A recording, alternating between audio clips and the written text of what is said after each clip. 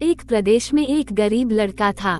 वह लड़का इतना गरीब था कि वह हर रोज कहीं ना कहीं से खाने के लिए कुछ इकट्ठा करता था, लेकिन हर रोज उसका खाना गायब हो जाता था। एक दिन उसे पता चला कि एक चूहा उसका खाना चुरा लेता है, तो उसने उस चूहे को पकड़ा और उससे पूछा कि तुझे पता है कि मैं इतना गरीब हूँ, फिर भी तू मेरा खाना चुराता है। अगर तुझे चुराना ही है तो किसी अमीर आदमी का चुरा, क्योंकि उससे उसको कुछ फर्क नहीं पड़ेगा। चूहा बोला कि तेरी किस्मत में सिर्फ कुछ ही चीजें लिखी है और तुझे वही मिलेगा, भले ही तू कितनी भी कोशिश कर ले, भले ही तू कितना भी इकट्ठा कर ले, परंतु तू उन्हें अपने पास नहीं रख पाएगा। ये सुनकर वो बहुत अचंभित हुआ कि ऐसा कैसे हो सकता है। तो चूहे ने कहा कि अगर तुझे जानना ही है कि तेरी किस्मत में क्या है, तो तुझे भगवान बुद्ध के पास जाना पड़ेगा। वही तुम्हें बता सकते हैं कि तेरी किस्मत में क्या है। वो लड़का भगवान बुद्ध से मिलने के लिए निकल पड़ा। बहुत रात हो चुकी थी, इसलिए रास्ते में उसने एक हवेली देखी और उसने घर वालों से एक रात रुकने के लिए इजाजत मांगी। उसे इजाजत मिल भी गई। हवेली वालों ने उससे पूछा कि वो इतनी रात को कहाँ जा रहा है। लड़के ने उत्तर देते हुए कहा कि मैं भगवान बुद्ध के पास जा रहा हूँ, अपनी किस्मत के बारे में पूछने के लिए। तो हवेली वालों ने कहा कि क्या तुम भगवान बुद्ध से हमारा ये सवाल भी पूछोगे? हमारी एक 16 साल की लड़की है जो बोल नहीं सकती है, तो क्या करे जिससे उसकी आवाज लौट आए। उस लड़के ने कहा कि मैं जरूर पूछूंगा आपका सवाल, और उसने उन्हें धन्यवाद कहा और सुबह वहाँ से निकल पड़ा। आगे रास्ते में बड़े बड़े बर्फ के पहाड़ थे। वो मुश्किल से ही एक पहाड़ को पार कर सका। लड़के को वहाँ एक जादूगर मिला।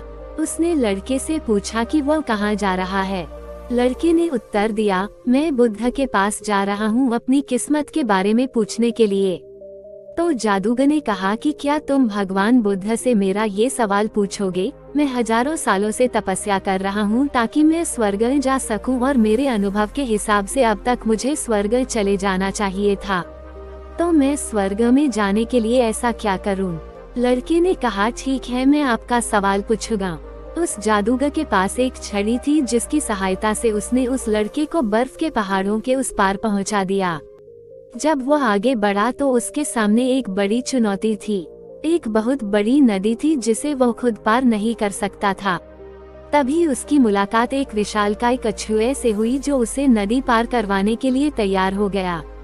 कछुआ भी उससे वही सवाल पूछा कि तुम कहाँ जा रहे हो? तो लड़के ने कहा कि मैं भगवान बुद्ध के पास जा रहा हूँ अपनी किस्मत के बारे में जानने के लिए।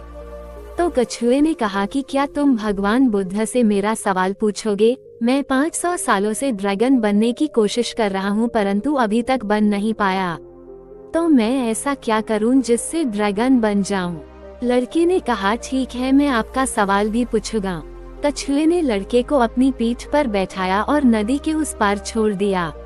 अंततः लड़का भगवान बुद्ध के पास पहुंच गया। वहां और बहुत सारे लोग थे। भगवान बुद्ध ने कहा कि मैं एक व्यक्ति के सिर्फ 3 सवालों के ही जवाब दूंगा। लड़का एकदम अचंभित हो गया क्योंकि उसे तो 4 सवाल पूछने थे।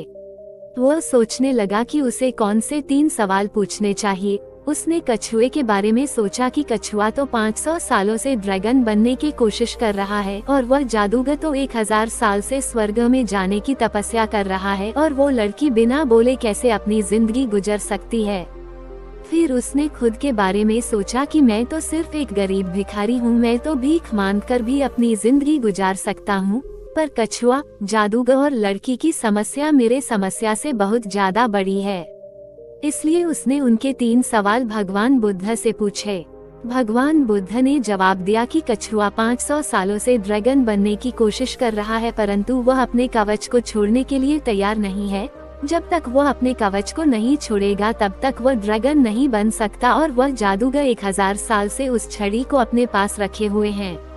वह छड़ी उसे स्वर्ग में जाने से रोक रही है। अगर उसे स्वर्ग में जाना है तो उसको वह छड़ी त्यागना होगा, और जब उस लड़की को उसका जीवन साथी मिल जाएगा तो लड़की बोलना शुरू कर देगी। उस लड़के ने भगवान बुद्ध को बहुत बहुत धन्यवाद बोला और वहां से रवाना हो गया। वह दोबारा कछुआ के पास गया और बोला कि बुद्ध ने कहा है कि अगर तुम ड्रैगन बनना चाहते हो तो तुम्हें कवच को छोड़ना होगा। जैसे ही कछुए ने कवच उतारा, उसके अंदर कीमती मोती थे। कछुए ने वह मोती उस लड़के को दे दिए और वह ड्रैगन बन गया। उसके बाद लड़का जादूगर के पास गया और उससे कहा कि अगर तुम्हें स्वर्ग जाना है तो तुम्हें ये छड़ी त्यागनी होगी। उस जादूगर ने भी अपनी छड़ी उस लड़के को दे दी और उसके बाद वह लड़का उसी हवेली में गया जहां उसने रात गुजारी थी। जब वो वहां पहुंचा तो वह लड़की उसके सामने आई और बोली, उस रात तुम ही हमारी हवेली में आए थे ना? और उसने उससे विवाह किया। इस तरह उस लड़के को पैसा, ताकत और सुंदर जीवन साथी मिल गई। जिंदगी में कुछ पाने के लिए हमें कुछ त्यागना पड़ता है। अपनी जिंदगी में कुछ बड़ा करने के लिए हमें कुछ त्यागना होगा, तभी हम कुछ हासिल कर पाएंगे। समुद्र का जहाज सबसे ज्यादा सुरक्षित किनारे पर ही होता है, पर जहाज किनारे पर रहने के लिए नहीं बना है। बीच समुद्र में लहरों को चीरते हुए आगे बढ़ने के लिए बना है। इसलिए आपको जिंदगी में कुछ बड़ा करना हो तो आपको मुश्किलों का सामना करना ही पड़ेगा।